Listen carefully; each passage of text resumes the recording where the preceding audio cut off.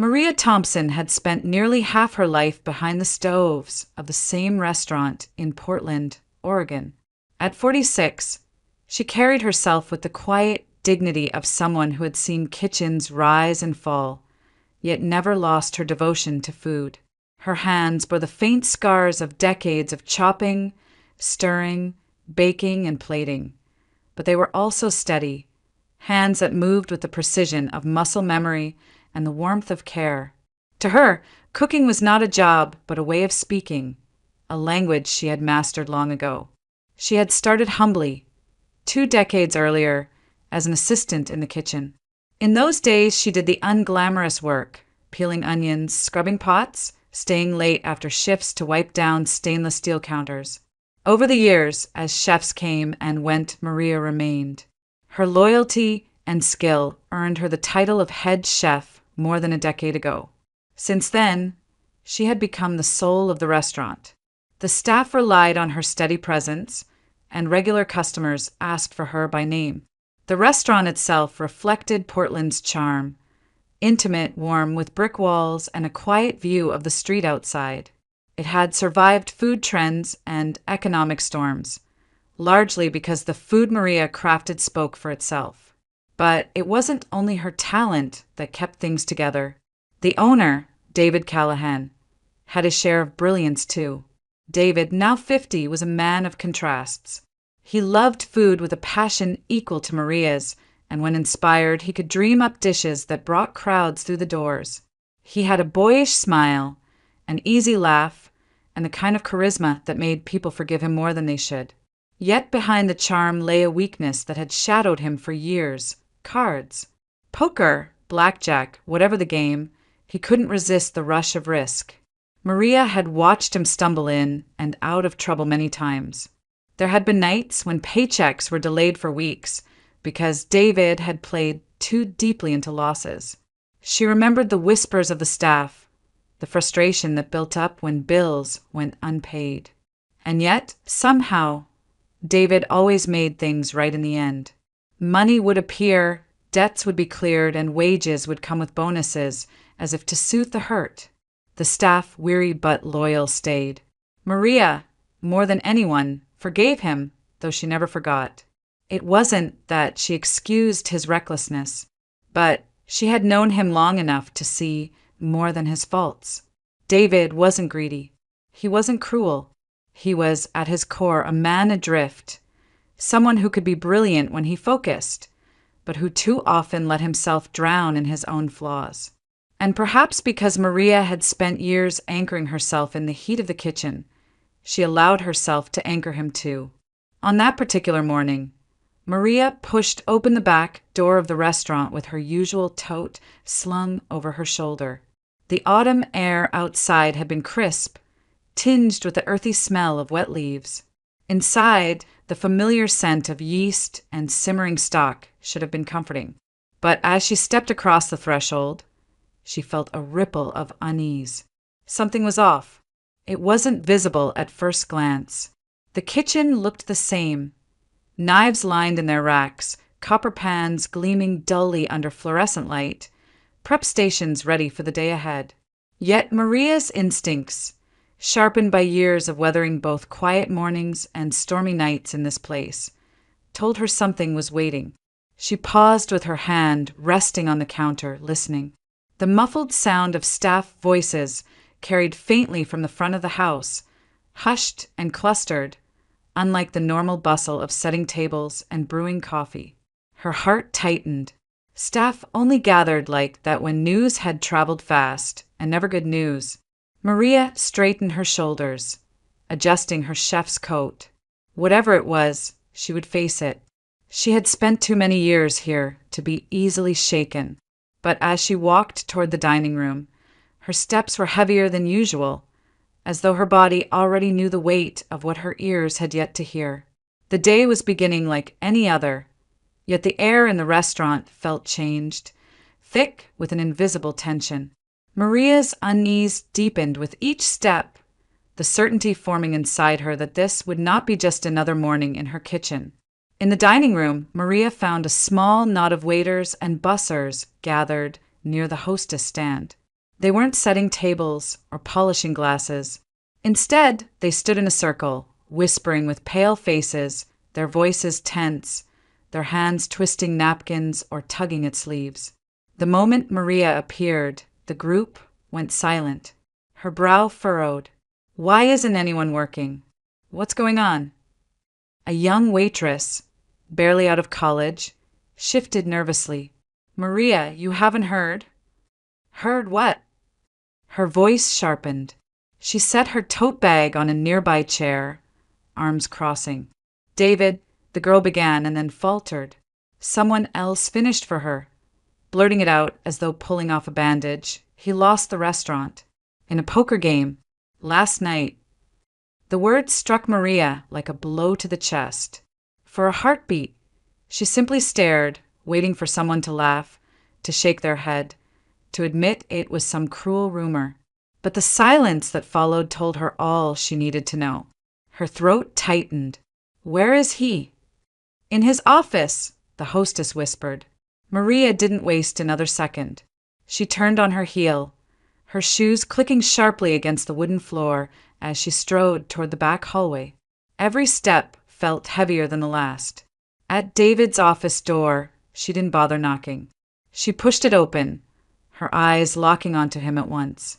He was slumped behind his desk, a cigarette burning low between his fingers, a gray haze curling around his face. He looked up briefly, then dropped his gaze as though unable to meet hers. Tell me it isn't true, Maria said, her voice quiet but edged with steel. David gave a hollow laugh and gestured vaguely with the cigarette.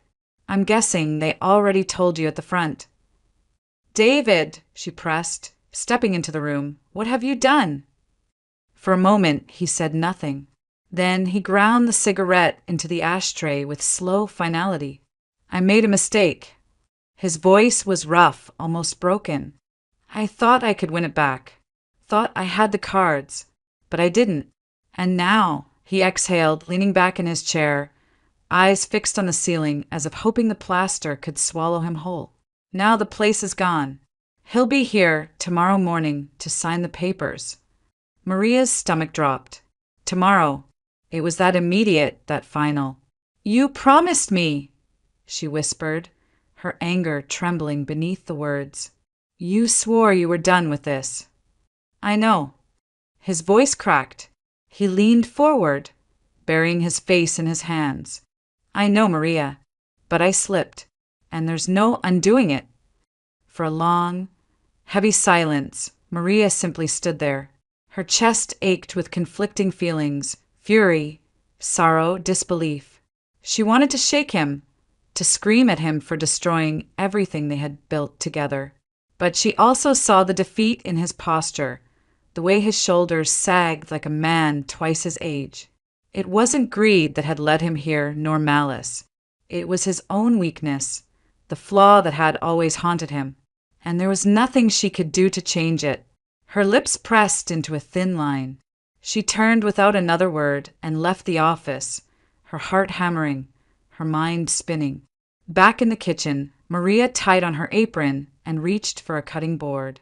The familiar rhythm of her work, the scrape of knife against wood, the scent of garlic beneath her blade, steadied her hands if not her spirit. She moved briskly, focusing on each task, each motion, as if the discipline of cooking could shield her from the storm raging inside. But even as she chopped and stirred, her thoughts ran in circles. Tomorrow, everything she had given 20 years to would belong to someone else. Tomorrow, this kitchen might no longer be hers. Her staff cast anxious glances at her from the corners of the room, waiting to see if she would break. But Maria did not falter. She kept her back straight, her hand steady. Only her eyes, fixed on the simmering pot before her, betrayed the truth. Behind their calm surface was a woman reeling from betrayal and bracing for the inevitable. And though the kitchen hummed with ordinary sounds, the clatter of pans, the hiss of steam, Maria felt as if she were standing at the edge of a cliff, the ground trembling beneath her feet. Tomorrow was coming, and with it a fall she could not stop. By late afternoon, The restaurant had fallen into an uneasy lull. Staff moved about the dining room in stilted motions, waiting for something they did not want to face but could not avoid. The news had spread.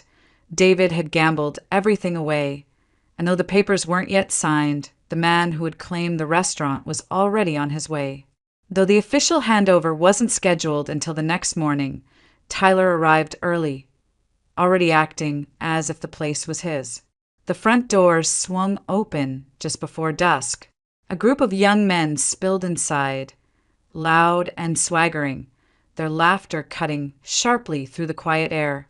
At their center walked Tyler Callahan, David's 30-year-old nephew. He wore designer sneakers, a leather jacket thrown carelessly over his shoulders, and an expression that announced he had nothing to prove. His eyes scanned the space with the restless boredom of someone who believed the world already belonged to him. "Well," he drawled, his voice carrying across the dining room, "this is the place I've inherited. Looks quaint." His friends chuckled, already drifting toward the bar as if it were theirs.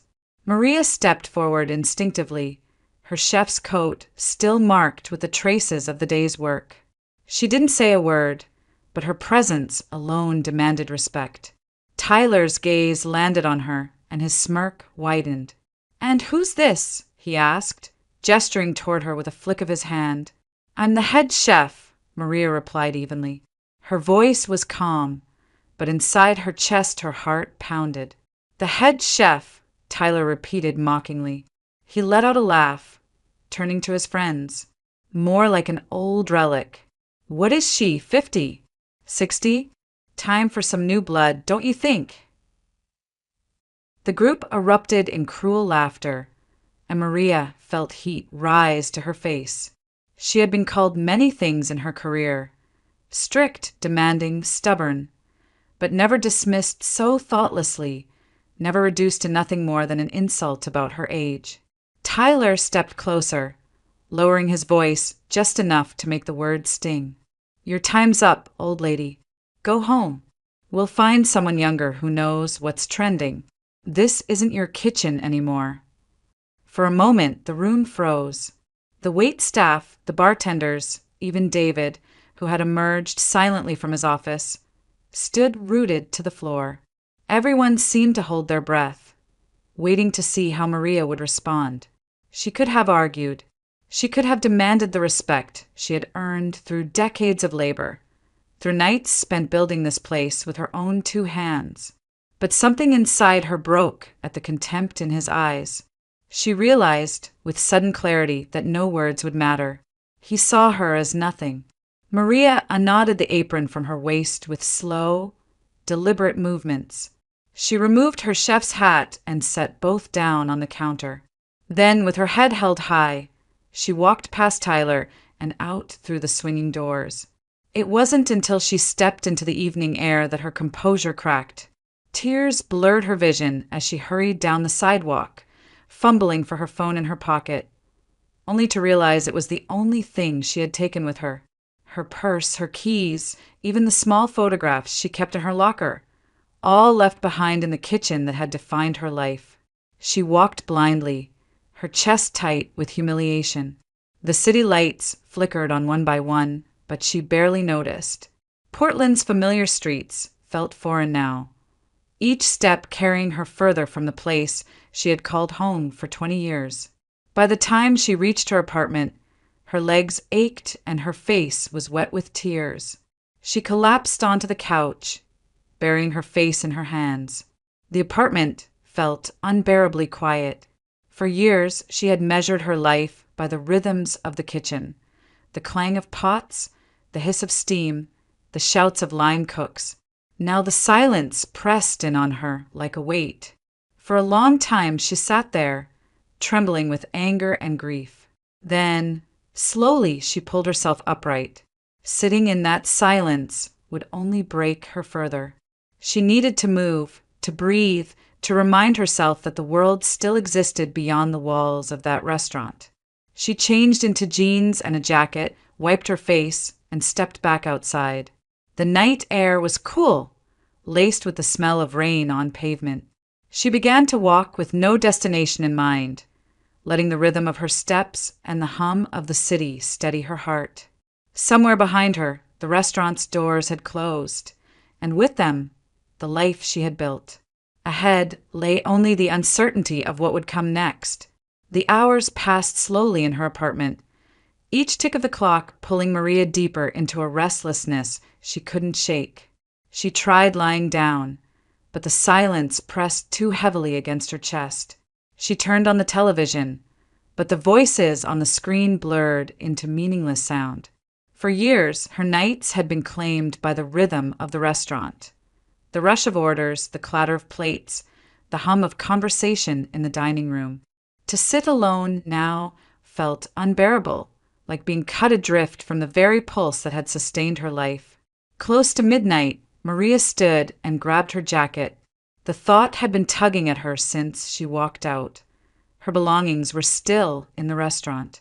Her purse, her keys, even her locker with a few personal keepsakes.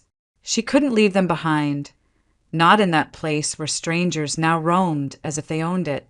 More than that, she simply couldn't stay still any longer. The streets of Portland were alive with late-night wanderers. Couples strolled arm in arm, laughter spilling from nearby bars.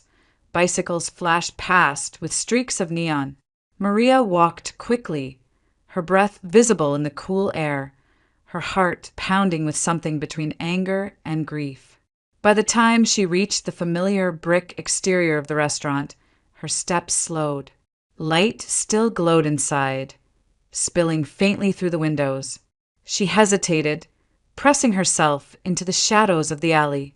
That was when she saw them, a few of Tyler's friends, the same rowdy companions who had swaggered in earlier, slipping out the side door in a hurry. They muttered to each other, glancing back nervously before disappearing into the night. Maria frowned. Their exit didn't look like the carefree swagger she had seen hours before. Something about the way they rushed off unsettled her. She approached the back entrance. The door wasn't fully closed. It hung slightly ajar. Caution prickled at her, but curiosity pushed harder. She slipped inside, her footsteps silent on the tiled floor. The restaurant was eerily quiet. Chairs were askew. A glass sat half empty on the bar. She moved cautiously toward the dining room, her eyes scanning the space. That was when she saw him. Tyler Callahan. He was slumped forward over one of the tables, his head resting on his arm, an abandoned bottle at his side. For a moment, Maria exhaled sharply through her nose. Of course, drunk and careless, she should have turned and walked away, let him wallow in the mess he had created. But something stopped her. Maybe it was instinct, or maybe it was the nagging sense that the silence in the room wasn't right. She stepped closer, her shoes clicking lightly against the floor. "Tyler," she said cautiously, her voice carrying in the empty space. "You need to lock the doors before you pass out in here." He didn't move. Maria's frown deepened. She reached out, intending only to shake his shoulder lightly, to wake him enough that she could grab her things and leave. But as her hand touched him, his body tilted unnaturally, sliding off the table. Maria caught him instinctively and gasped. His skin was clammy, his lips tinged a frightening shade of blue. His chest rose only faintly, shallow and uneven. He wasn't drunk. He was in crisis. "God," Maria whispered, adrenaline flooding her. Her hands trembled as she lowered him carefully onto the floor. She had worked kitchens her whole life, but she wasn't a nurse, wasn't a doctor. Still, training from years ago, those mandatory CPR sessions every employee had to take, rose sharply in her memory. Her phone was in her pocket. She dialed 911 with shaking fingers. "This is 911. What's your emergency?" "There's a man. He's collapsed," she said quickly, forcing the words out. "He's not breathing right. His lips are blue. I think it's his heart. Please, send someone fast." The dispatcher's voice was calm, steady. "Ma'am, stay on the line. Help is on the way. Do you know how to begin CPR?" Yes, Maria said, kneeling beside Tyler. Yes, I do.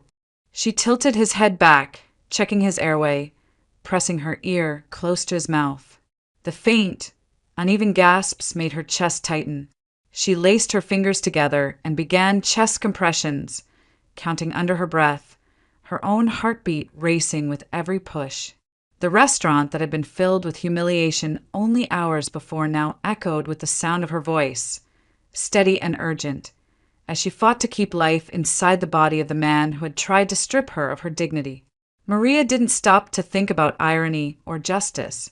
In that moment, instinct had taken over, and though her arms ached and her tears blurred her vision, she pressed harder, refusing to let him slip away. Somewhere in the distance, faint at first, the wail of sirens cut through the Portland night. The sirens grew louder until red and blue lights washed over the restaurant walls. Paramedics rushed in, their voices brisk and practiced. Maria stepped back, her arms shaking from the effort of compressions, her chest heaving with adrenaline. She watched as they checked Tyler's pulse, applied oxygen, and prepared to transport him. One of the medics gave her a brief nod. "You did the right thing," he said. "You may have saved his life." And then they were gone. Tyler on the stretcher, the team sweeping him into the night, leaving only silence in their wake. Maria stood frozen for a moment, her palms damp, her knees weak. It was only when the last echo of the sirens faded that she fumbled for her phone again. There was only one person she needed to call. David answered on the second ring. His voice was groggy, heavy with despair. "Maria." "You need to come," she said. "Now. It's Tyler. He collapsed here. The ambulance just left." A pause, then a sharp inhale. "I'll be right there." 15 minutes later, David appeared, his hair disheveled, his coat thrown hastily over his shoulders. His eyes darted around the restaurant, taking in the overturned chair, the half-empty glass still on the table, the faint trace of chaos left behind. "What happened?" he asked. Maria told him in clipped words, too drained to dress the story in details. She had found Tyler slumped over. She had called 911. She had kept him alive until the paramedics arrived. As she spoke, David listened in silence, his hands braced against the edge of a table as if he needed the wood beneath his fingers to steady him. David rubbed his temples, his eyes red-rimmed, not from lack of sleep, but from something deeper. Shame, maybe, or fear. "He's just a kid," he whispered, more to himself than to Maria. "I handed him the keys to this place without knowing he was falling apart. I should have seen it." When she finished, a heavy stillness settled over them. The restaurant, usually filled with the clatter of dishes and the hum of conversation, now felt cavernous and hollow. Only the hum of the refrigerator in the back broke the quiet. David lowered himself into a chair, motioning for her to sit across from him. For a long while, neither spoke. They simply sat there, the weight of the night pressing down on both of them. Finally, David gave a tired laugh, one without joy but not without feeling. "You've always been stronger than me, Maria. I lose everything in a game of cards, and you're the one holding it all together. You always have been." Maria looked at him, her expression soft but weary. "Strength isn't enough to fix everything, David." He leaned back, exhaling. His eyes searched hers, as though he were about to confess something deeper. And then, almost carelessly, the words slipped out. "Marry me, Maria." For a moment, she thought she'd misheard. She blinked, sitting straighter. "What did you just say?" He gave a half shrug, almost sheepish. "Marry me. I mean, why not? You're the only person who's ever believed in me. You're the only reason this place has survived as long as it has. We could stop pretending we're just tied to this restaurant. We could be tied to each other." Maria let out a startled laugh. "You're proposing in the middle of the night, after your nephew nearly died in this dining room." David smiled faintly, though his eyes shone with a vulnerability she had rarely seen. "I'm serious, Maria. I don't want to lose you. Not after everything." Her first instinct was to brush it off, to call it a joke born from exhaustion. But as she studied him, his slumped shoulders, the way his voice cracked slightly at the edges, something shifted inside her. He wasn't playing. He wasn't trying to charm his way out of another mistake. For once, he was simply being honest. Maria's lips curved into the smallest of smiles. "You have the worst timing imaginable." "Maybe," he admitted, "but do I have your answer?" She let the silence stretch a heartbeat longer before she said softly, "Yes, David, you do." They left the restaurant together as dawn broke over Portland. The streets glistened with last night's rain, the air damp and cool against their skin. Side by side, their hands found each other naturally, fingers entwining. For the first time in years, Maria felt something other than weariness. She felt the fragile spark of possibility, the whisper of a life that could still be remade. And as they walked together into the gray morning, the heaviness of the night began to lift, replaced by a quiet warmth neither of them had expected. Morning light broke through the wide windows of the restaurant, painting the dining room in a pale wash of gray. The night had left Maria and David drained, though neither had slept. They sat at one of the corner tables, 2 cups of untouched coffee cooling between them, their silence heavy but not uncomfortable. The quiet was broken by the creak of the front door. Maria looked up, expecting perhaps one of the staff or even the landlord. Instead, a tall man in a perfectly cut suit stepped inside. His presence filled the room instantly, not because of volume, but because of the authority he carried like a second skin. His silver hair caught the morning light, his sharp eyes scanning the space with purpose. "Mr. Callahan," David murmured, rising halfway to his feet. His voice carried both surprise and dread. Maria's breath caught. She recognized him almost immediately. Senator William Callahan, a figure often seen on local news broadcasts, a man who spoke from podiums with the weight of the state behind him. And he was Tyler's father. The senator's gaze softened as it settled on Maria. "You're the one," he said quietly. "You're the woman who called 911, the one who kept my son alive."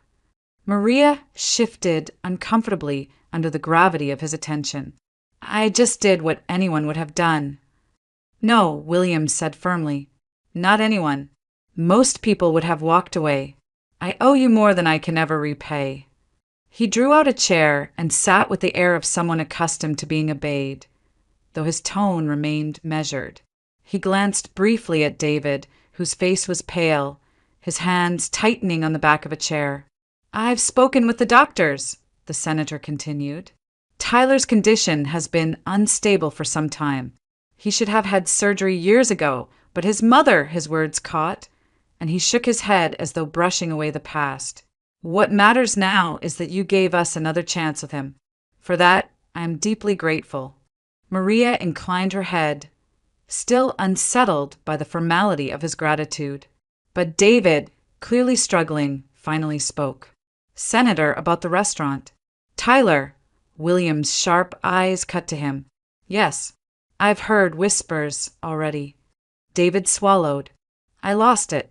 In a game. Last night. He was supposed to take ownership this morning." "The papers, they're not signed," the senator interrupted. "No," David admitted. William leaned back, the faintest trace of relief crossing his face. Then his expression hardened into one of cold authority. "Then listen carefully, David. There is no deal. There is no transfer. You are still the legal owner of this place, and you will remain so. Whatever arrangement was made over a table of cards has no bearing here." The words seemed to release something in the room. Maria exhaled slowly, only then realizing how tightly she'd been holding her breath. David sagged into his chair, his face etched with disbelief and something like hope. William reached into his jacket and withdrew a card. He set it gently on the table between them, This has my direct number. If you need anything, anything at all, you call me. Consider it the smallest measure of repayment for saving my son's life." Maria stared at the card, its embossed lettering gleaming in the morning light. The weight of what had just happened pressed down on her. A man who could have dismissed her entirely was instead offering his hand, his gratitude. It felt like a lifeline after days of drowning. The senator stood, buttoning his suit jacket with deliberate calm. "I will take care of Tyler. He will get the medical attention he should have had long ago. As for you," his eyes moved between Maria and David, "protect this place. It deserves better than to be gambled away." And with that, he turned and walked out, his polished shoes clicking steadily against the floor until the door swung shut behind him. For a long moment, neither Maria nor David spoke.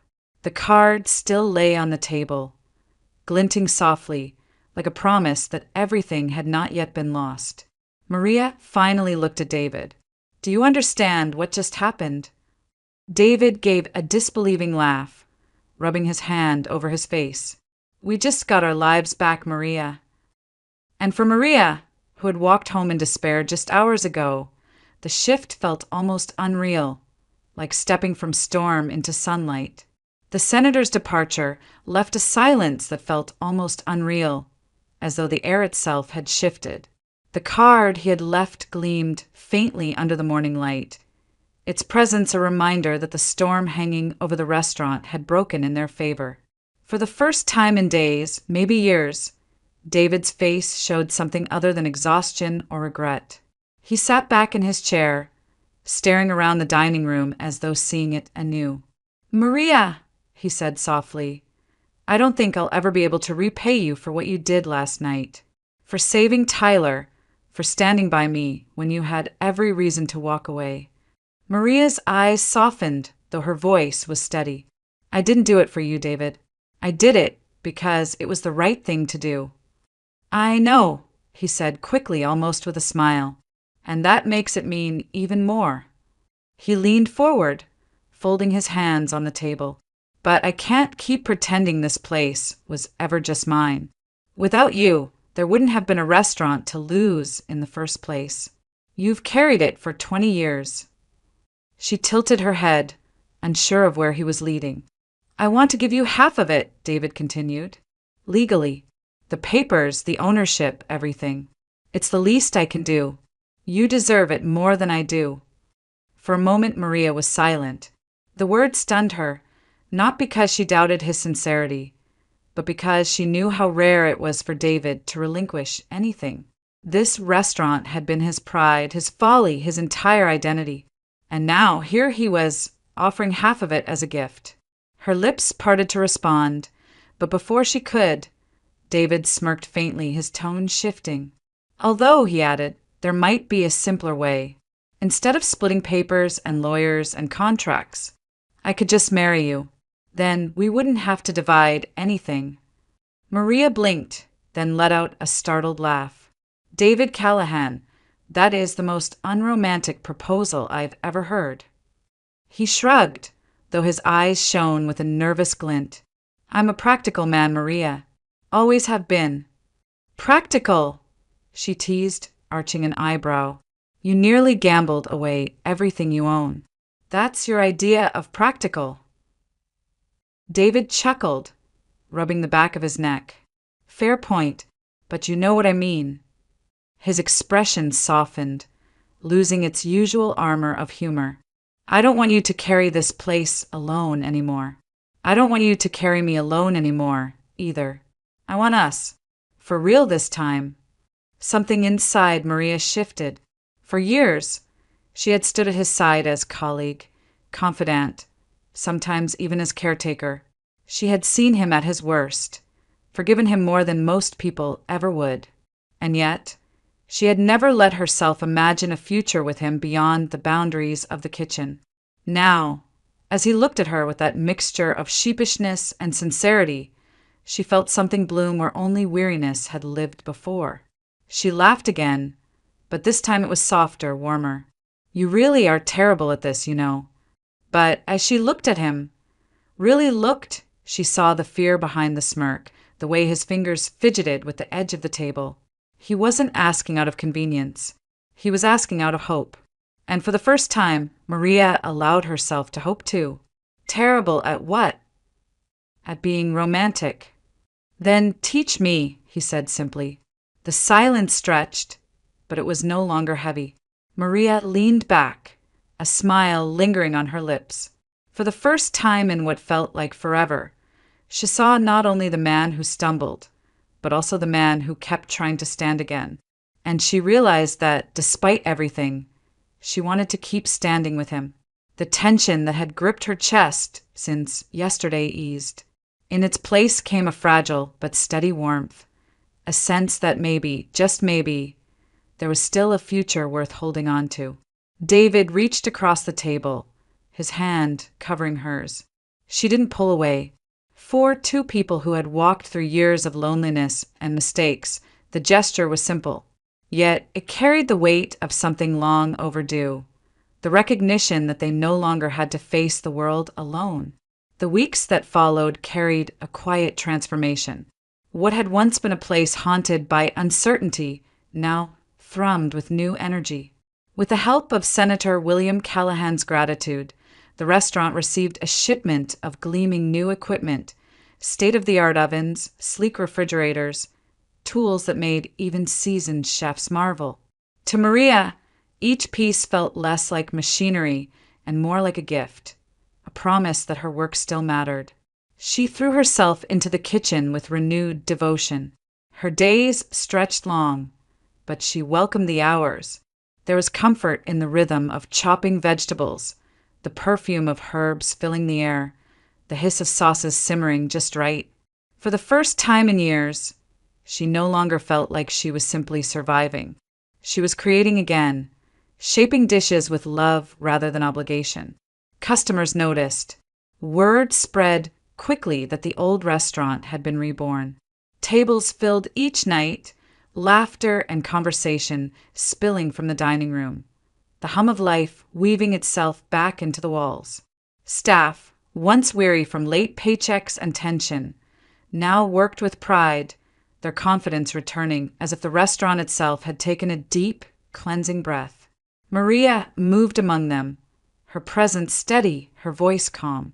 She was no longer just the woman who had carried the restaurant through storms. She was its heart. And though she remained humble, a spark of joy returned to her eyes, one that had been missing for far too long. David was never far from her side. He still had his moments of frustration, his self-deprecating humor, but something about him had changed too. The weight that had dragged him down seemed lighter, as if Maria's acceptance had steadied him in a way no amount of luck or charm ever could. He teased her endlessly about the new machines, claiming she spoke more tenderly to the ovens than to him. "They never talk back," she replied once, a smirk tugging at her lips. He clutched his chest dramatically. "So that's all it takes to win your affection? I'll keep my mouth shut from now on." Maria rolled her eyes, but the warmth in her smile betrayed her. Their banter filled the spaces between orders, and for the staff, it became a kind of reassurance. Proof that even in a world of debts and near losses, joy could be reclaimed. At night, when the last customer had gone and the chairs were stacked on tables, Maria would linger in the kitchen, polishing the new equipment until it shone. David would lean against the doorway, watching her with a fondness that no longer needed words. Sometimes he teased, sometimes he simply joined her, drying pans or wiping counters. They worked side by side, not out of duty, but out of choice. It was in those quiet moments that Maria realized how different life felt now. After years of giving everything to a place that had nearly slipped away, she was no longer afraid of what tomorrow might bring. The future was uncertain, yes, but it was theirs, and that was enough. One morning, as the city slowly stirred awake, David reached for her hand as they stepped outside. The rain had passed during the night, leaving the streets slick and gleaming under the pale sunrise. Portland's air was damp and cool, carrying the faint smell of coffee drifting from nearby cafes. They walked together down the block, their fingers intertwined, their steps unhurried. There was no need for grand declarations. The silence between them was full, steady, and content. Maria glanced at him, and in that moment, she didn't see the gambler who had nearly lost everything. She saw the man who had chosen to change, who had chosen her. And for the first time in a long time, she allowed herself to believe that happiness, late as it had come, was real. As the early light bathed them in soft gold, Maria and David kept walking, hand in hand, ready to begin again.